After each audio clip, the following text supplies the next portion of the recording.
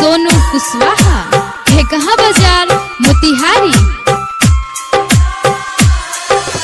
Mixed by Aditya Recording Studio, Gopalganj। सुनो सुनो ये रानी, एगो बात कहतानी, हरदम खुश रही हा, इहे दुआ देत बानी। सुनो सुनो ये रानी, एगो बात कहतानी, हरदम खुश रही हा, इहे दुआ देत बानी।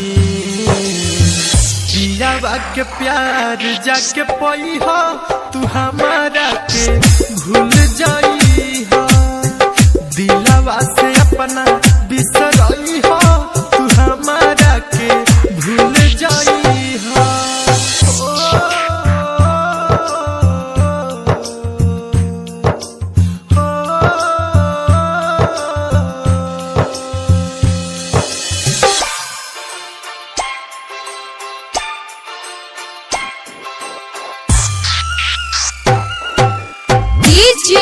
सोनू कुशवाहा ढेकहा बाजार मोतिहारी।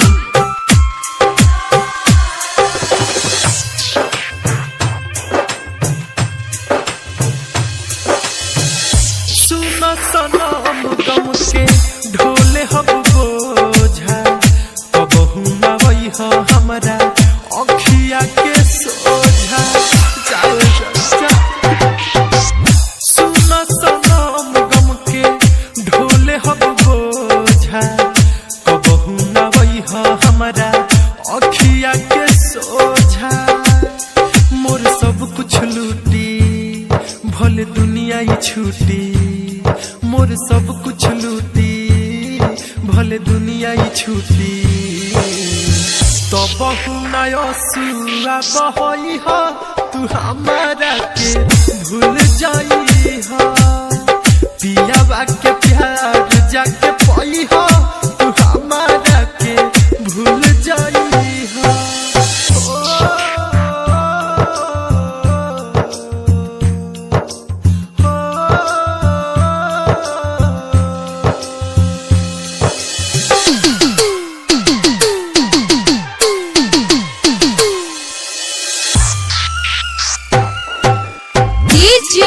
सोनू कुशवाहा ढेकहा बाजार मोतिहारी।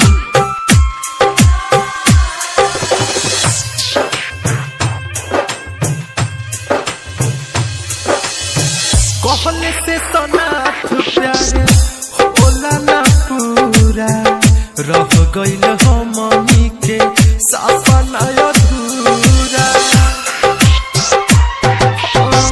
कहले रियाजू प्यारे होला ना पूरा, रह गइल हमनी के सपना अधूरा। दीपक दीवाना करी नहीं माना, सुन जाता रूता जा जाए जाना।